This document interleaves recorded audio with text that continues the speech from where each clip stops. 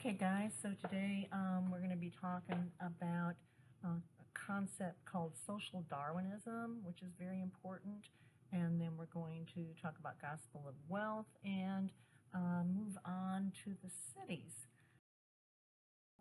This is social Darwinism, and a man named Herbert Spencer took his theory based on Darwin's evolution, but he's going to tweak it a little bit, and companies are going to embrace this, especially monopolies that are thriving with the laissez-faire type of government.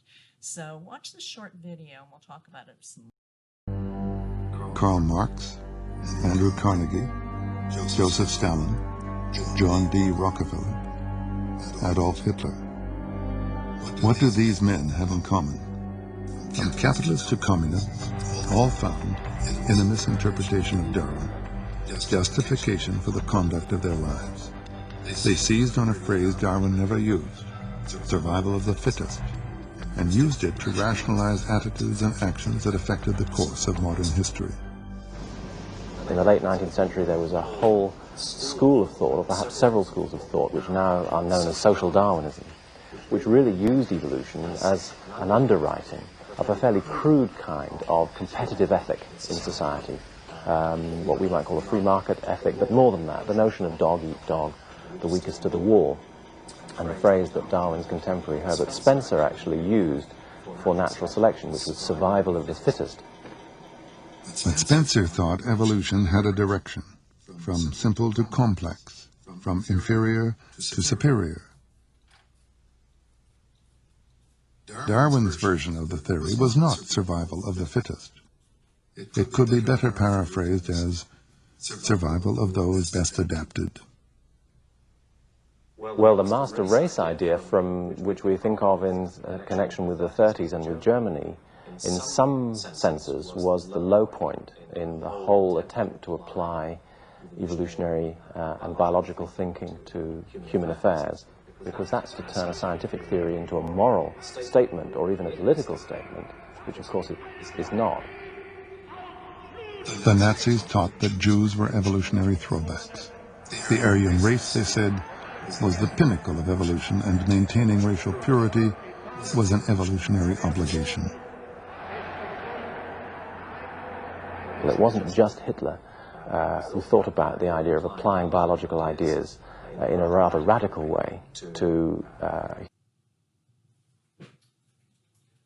right, so you can see that this has been misapplied, and they are using this to bad behavior. So this is Spencer, and he agreed with this laissez-faire social Darwinism, and you can see how it can be misused. So, this is a good discussion topic. We will talk about that.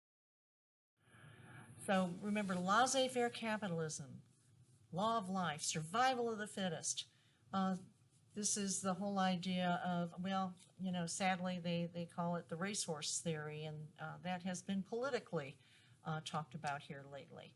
And they are against aid to the poor because they say the poor are poor because they are inferior.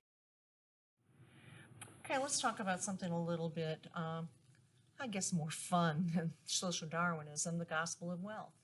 Andrew Carnegie, remember, very, very wealthy man, and his theory is that great wealth should be used to improve society. So he thought it was a responsibility of the wealthy to give back to society.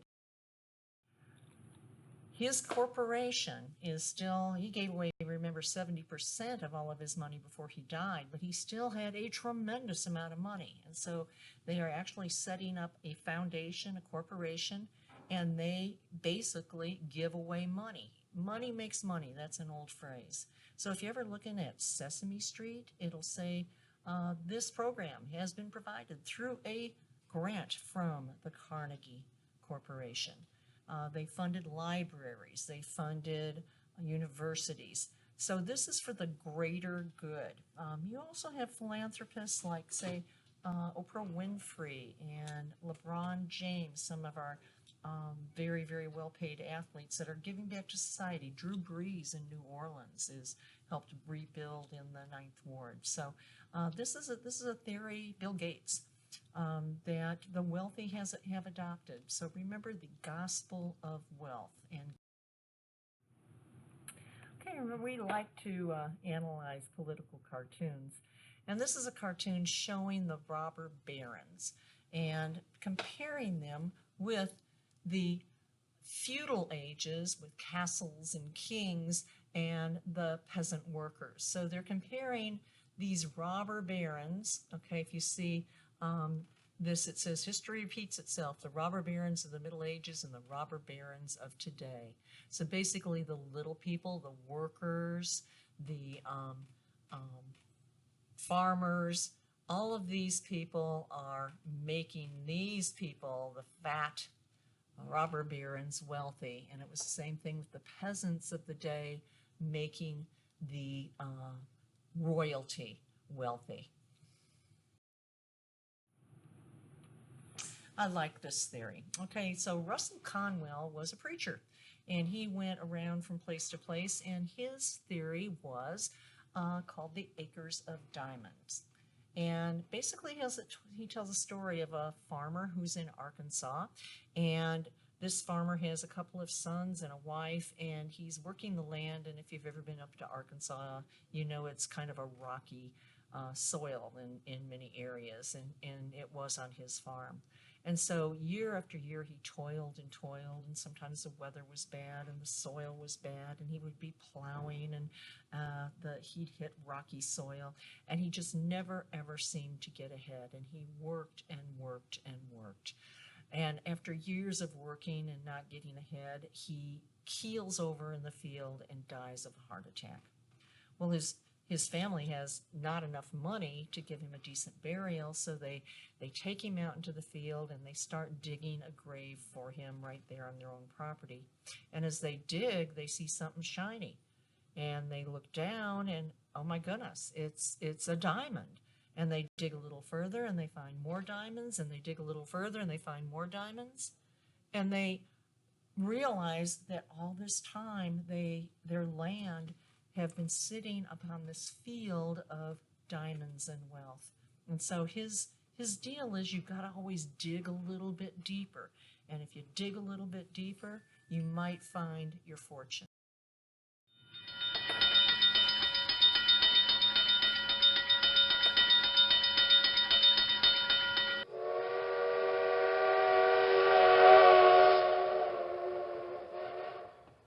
So this, you know, is one of my favorite slides. And just know this, remember the railroads were the reason for the settlement of the West, and the railroads are the first major. Okay, this is showing the growth of railroad track from 1830 to virtually nothing to 250,000 miles of track by 1910. So let's city life. Okay, city life was pretty darn difficult during this time period. Millions of immigrants coming to the cities, and think of all the things that a city needs to do for its people to just make life sustainable. So let's think of some of the problems and some of the solutions that cities came up with. Okay, number one, housing. Where are you going to put everybody? You've got all these millions of people coming in, and you've got to have some place for them to live. Also, you need office space. So they put up these, what they called tenement buildings, and these tenements were put up very cheaply, very quickly, and very small rooms, not heated well. Bathrooms usually in the basement or out back. So these were quick. They were just put up as fast as they could to help with this need to put people up. You got all these folks, they need fresh water, and they were getting their water from the river, and this is the same place that waste, human waste, was being dumped, and factory waste, and this is going to result in spread of disease, typhoid, and people dying. So the solution for that was New York is going to build aqueducts, and they're going to bring fresh water in from the northern lakes. Sanitation is a horrible problem. What is the solution? You've got to set up some sort of garbage collection, street cleaning. Remember, you've got horses that are defecating in the streets. You've got people throwing their waste out of windows. So you've got to have some sort of sanitation system, and they're going to create a garbage collection system. This is an example of New York tenements. You can see people have their laundry out to dry, and I always think this is such a great picture because they've got it around poles here, and you wonder how in the world did they manage to string all those lines up. But you know, people are very innovative when they need. This is another example of a crowded ethnic ghetto that we talked about, one of those ethnic enclaves. You can see how the buildings are very, very close to each other, all the people in the streets, and you can imagine living in those crowded communities. As we talked about, cholera and typhus, those were serious problems, and people didn't realize they were getting sick from the water. And what they would do is they would cordon off areas where people were dying from these diseases caused by bad water. Another picture of these crowded tenements. Sometimes people built whatever shelter they could outside of the city, and you can see these are kind of just really close together. You can imagine the sanitation problems there. So this is an aqueduct, and you can see how tall they are. This is a person down here, and they brought water in from the top, and it was done by a gravity system based kind of on what the ancient Romans used to do back in the day. So this would bring in fresh water from the north to the... Okay, some other problems we'll talk about. Transportation. The solution, elevated trains and subways, streetcars. Basically, some of them are going to be pulled by horses, and then ultimately electric streetcars. Recreation, where are the kids going to play? What's going to be they're playing in the streets. So some of our philanthropists are going to build museums and parks. So we're going to talk about the creation of Central Park. It's really kind of an amazing thing that New York City did for their citizens. And with sanitation problems, you're going to have rats and roaches. Just nasty, that they still haven't quite solved that problem in some of the bigger cities. And so, again, the solution is to have a good sanitation program, garbage collection. So this is an example. The subway's boosters made a promise. From City Hall to Harlem in 15 minutes. The phrase became a public rallying cry. The system would run on electric power, recently perfected for urban transit. The IRT's main generating station would be the most powerful in the world. Month by month, the pieces came together. Dynamos, switches, tunnels, platforms, track, cars. On October 27th, 1904, everything was finally in place.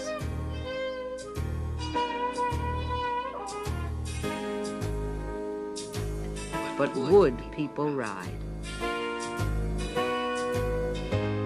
The New York Times, October 28, 1904. Indescribable scenes of crowding and confusion, never before paralleled in this city, marked the throwing open of the subway to the general public. Men fought, kicked, and pummeled one another in their mad desire to reach the subway ticket offices or ride on the trains. Women were dragged out, either screaming in hysterics or in a swooning condition. Gray-haired men pleaded for mercy. Boys were knocked down and only escaped by a miracle, being trampled underfoot with wholesale loss of life.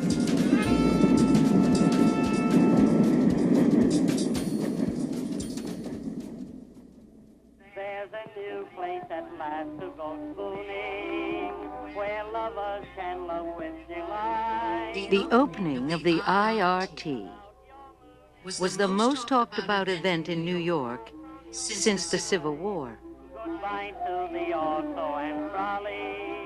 The new subway was celebrated in songs, stories, and films.